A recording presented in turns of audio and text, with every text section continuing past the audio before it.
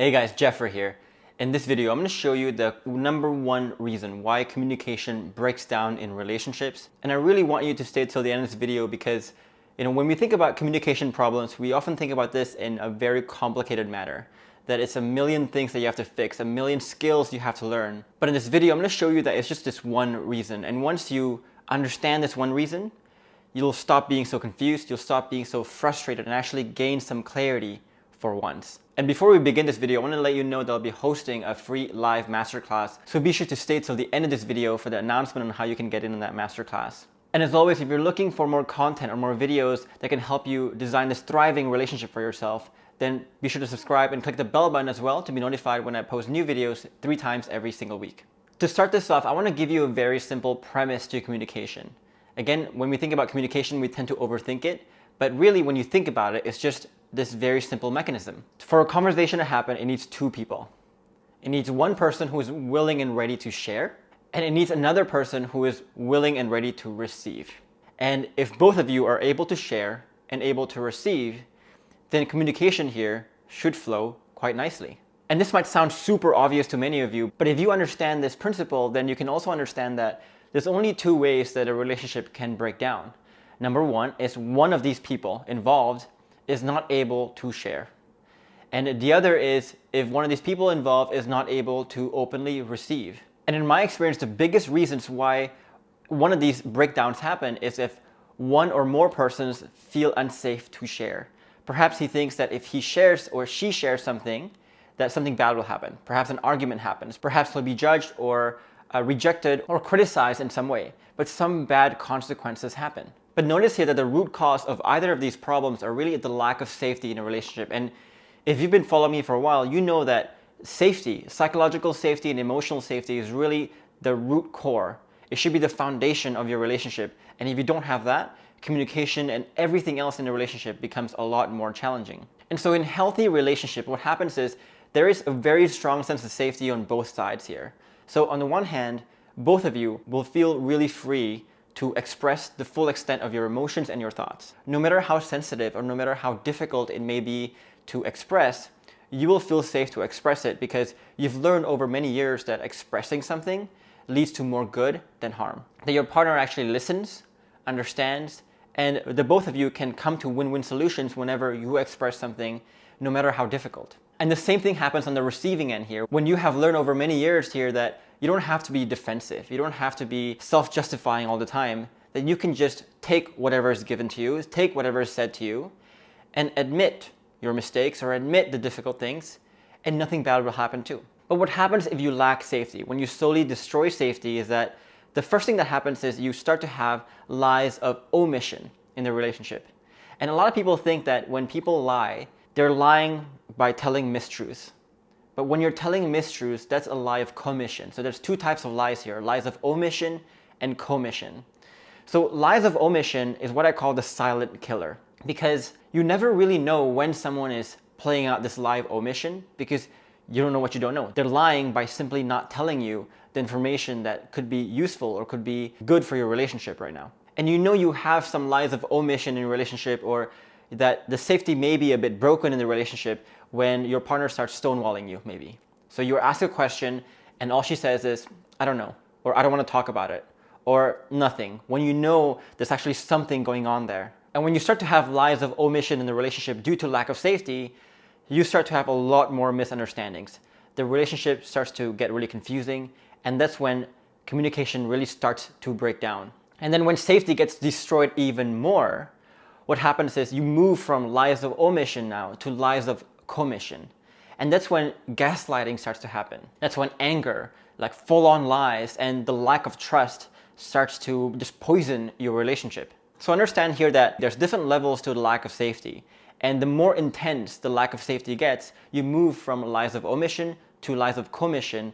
And when you have lies of commission, when you find your partner or yourself is needing to lie a lot in the relationship, that's when you should really worry. And that's when you have this intense communication problem. So the first question that you might have in your mind right now is, what destroys safety? How do I actually destroy safety? Now, the obvious ones here are if you respond often with anger and impatience whenever your partner wants to express something to you. So perhaps your partner tells you about the mistake that they did, or some really bad news about something that happened recently. Right? Instead of simply listening and understanding things from her perspective, you start to get unhinged, you start to panic, and you get angry and impatient, and the conversation doesn't end well. The other obvious one is judgments and insults. So whenever she expresses something to you, a mistake or whatever it is, you instantly judge character, judge what she did, or insult what she did. And the other obvious one is that when you're playing out this power play or power imposition. And this can often come in the form of lecturing. So this is when your partner says something to you and instantly you're saying to her, here's what you gotta do. Let me tell you what to do. So this is a power play where you're kind of treating your partner like someone you can lecture instead of treating each other as equals. But there's also not so obvious and more subtle ways that you destroy safety. And for these, you have to really know the subtext, the implications of what you're actually doing here. So a lot of times when our partner says something, perhaps she was trying to point out a problem or a mistake that we made, and instantly we try to justify. Right? We say, no, you misunderstood. This is what I was actually trying to do. Or sometimes justifications can seem like you're trying just to clarify something. So you might say, no, that's not what happened. Right? This is what happened. This is what I was trying to do. So it's this premature justifications or clarifications that can destroy safety. The other not so obvious way is if you're trying to use some implied consequences. And this is where ultimatums come in. So you might say, hey, if you don't do this, this will happen, or else this will happen. Or the other one is simply asking someone to get to the point. So sometimes your partner may be expressing something to you and she may not be the most articulate about it. It's long-winded and you're getting impatient and you say, hey, can you just get to the point? Just spit it out. Just tell me what your point is here. And what you need to understand here is that when you're playing out the obvious signals of how you destroy safety here, or whether you're playing out the not so obvious, what you're saying to her is, whatever she says will be judged, will be instantly judged. You will deem it right or wrong. And you may not even understand whether it's right or wrong, but you will already judge it right or wrong from the get-go. That you don't have the patience, that you don't have the emotional stability to be able to deal with the very, very difficult or sensitive topics. And what happens is when you continually prove this to her, you're slowly going to remove that safety. Because you're going to make her think, should I say this or not? Should I express this or not? For the fear of how you might react, or how much rejection she might face, or how badly she might feel simply by expressing something to you. So you have to always be aware of the subtext of your communication here. Understand that everything you say and do has an implication, has a subtext. And you need to understand, is that subtext allowing for more safety, encouraging her to share more and more with you, or discouraging her to share more and more with you?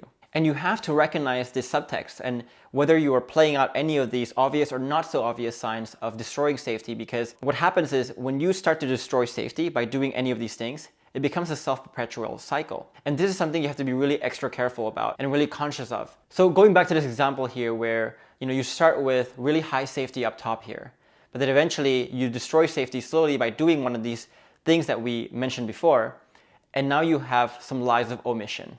Perhaps your partner starts to stonewall you and keep more things to herself and really doesn't talk to you and tell you the truth about everything. And there's something more to the story, but somehow she's not telling you. Well, if you're playing out any of these dysfunctional behaviors, the obvious ones and the not so obvious ones, what happens is when you face that stonewalling, you're more likely to be playing out a more intense version of any of these things that you're already playing out. So if you're used to being angry, being judgmental, being insulting, or playing that power play, you might say something like, oh, you're always trying to stonewall me. You're such a bad communicator. You can't express your thoughts properly. You can't express your emotions properly. So we tend to play out an even stronger version of these patterns. Or if you're used to asking him to get to the point, for example, if your partner starts to stonewall you and starts to play out this lies of omission cycle, you're going to play out a stronger version of that as well, where you just tell her, look, just spit it out.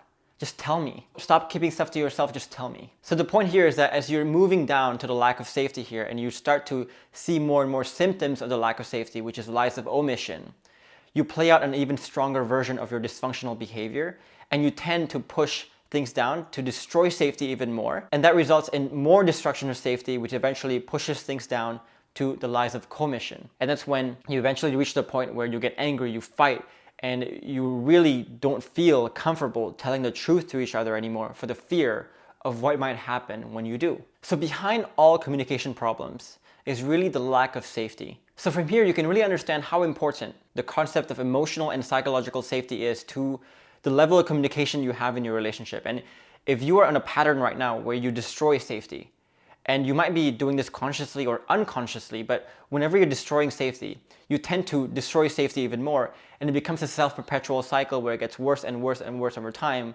and you're gonna start to get more lies of omission, and eventually lies of commission, and finally reaching a point where you lose trust, you lose ability to communicate at all, and you're just arguing and fighting all the time. But the encouraging takeaway I want you to get from this video is that, while this cycle can go perpetually downhill like this, how we painted this picture right here, it can also go uphill.